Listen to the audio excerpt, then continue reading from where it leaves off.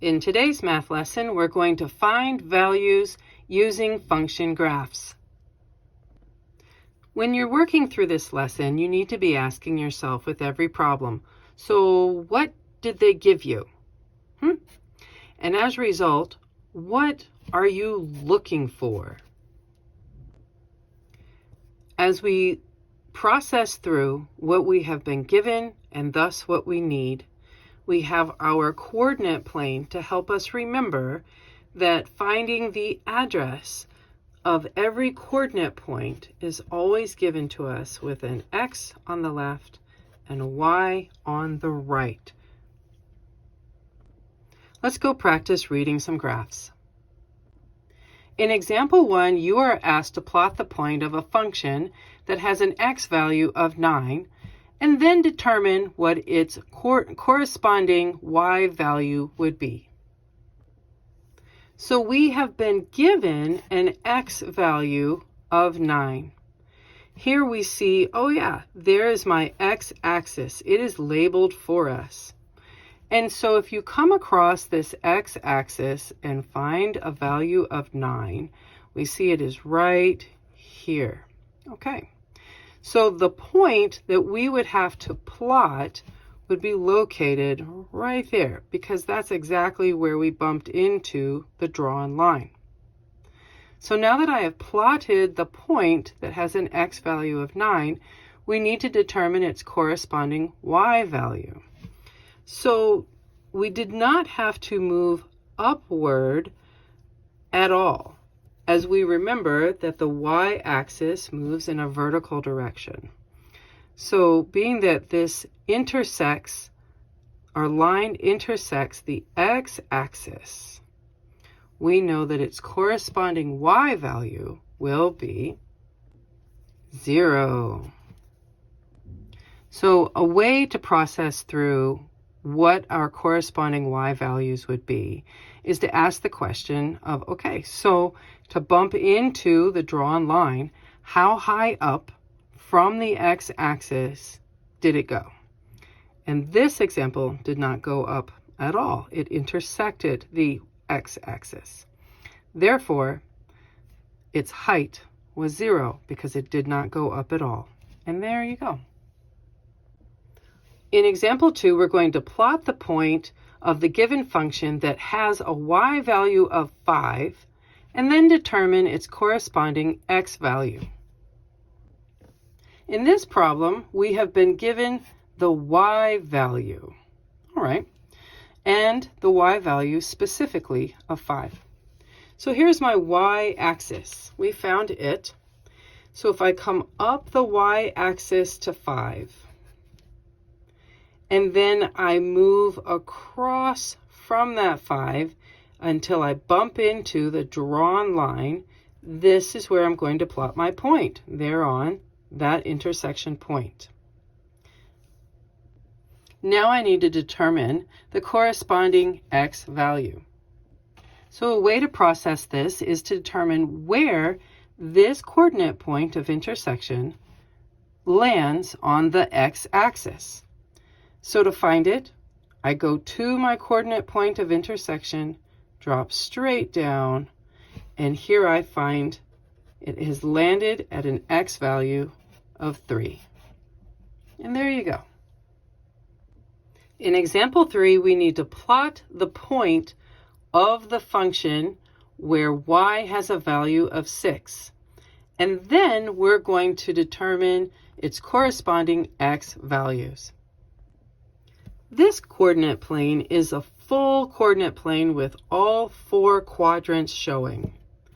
So our Y-axis is here in the very center of the coordinate plane, and it continues to run vertically up and down.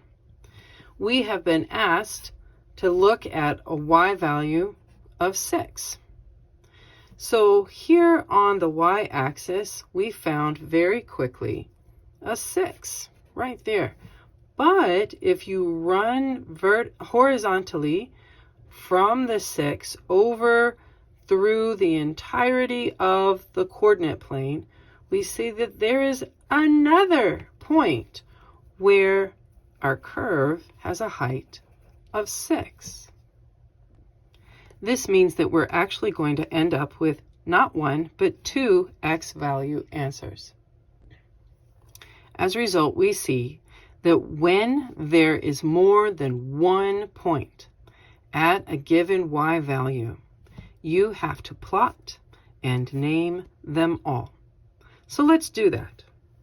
The x values, we drop down from the given coordinate point, well, actually the found coordinate point, to the x-axis, and we see first off there's a value of -3. And then we drop down from the second found coordinate point to the x-axis, and we see that we land right here in the middle at 0. So our two x values for our two coordinate points, because there's a height of 6 with two values, are going to be -3 and 0. And there you go. In example 4, we're going to plot the point of the function with an x value of 8, and then we're going to determine its corresponding y values for that point. In this problem, we have been given an x value, specifically at 8. So while our curve is again a quadratic, it is a parabola, this time, because we have been given an x value, and the x-axis is down here at the very bottom, we know that we're only going to have one answer. So as we come along the x-axis, we find the 8 that has been requested of us, and we go straight up until we bump into our curve. There that is. So I've plotted my point. Now to find its corresponding y value. From this point that we plotted, if you run straight left to the y-axis, we have the corresponding y value of a +2. And there you go. In example 5, we have been asked to determine the output for the given function where the input is 10. We have a couple of new vocabulary terms in this problem: input and output. So an input is the independent variable, which we've seen in a previous lesson, and that is the x value. So whenever you see the word input, you can rewrite in your brain that they have been given to us, a value of 10. That means that the output is the y value. That is the dependent variable. So whenever you see the word output, you can rewrite into your brain that you are being asked to go find the y value, the output. Okay, so now that we know what we're looking for, let's go find it. Since we've been given the input of 10, step 1, find the needed x value, as the word input means x value. So here it is, x-axis, there's my 10. From my 10, I'm going to go to the given drawn line. So here we are, and in this case, that means drop down.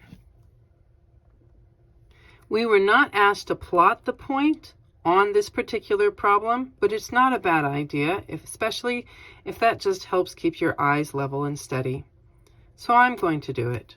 So now that I've hit my drawn line, which might also be a curve depending on your problem, go straight towards the y-axis, which we know is in the center of this full-size coordinate plane, and we determine that there is an intersection on the y-axis of -3. So for this particular problem, our output is -3. And there you go. On our 6th and final example, we are asked to determine the inputs for the given function that has an output of -7. Quick review, we know that the input has to be the x value. So whenever you see the word input, you can rewrite in your brain that they are really saying x, and the output is the y value. So whenever you see the word output, you can rewrite in your brain looking for a y. Step 1, let's go find our needed y value, being that that is what they gave us to start this problem.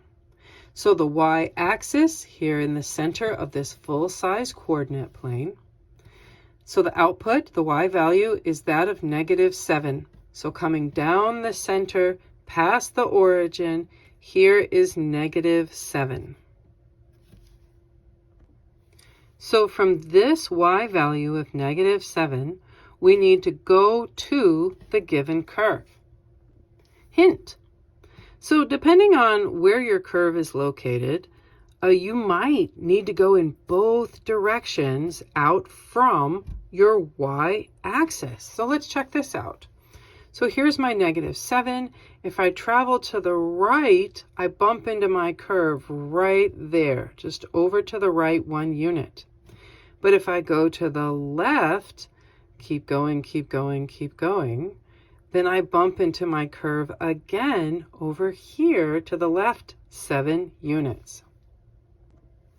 Now that we have bumped into our curve, we need to go straight to the x-axis.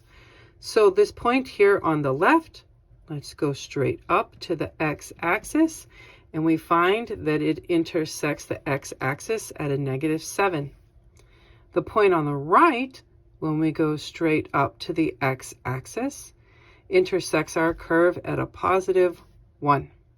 So the two input values, the two x values that we need for this particular function are going to be -7 and a +1. And there you go.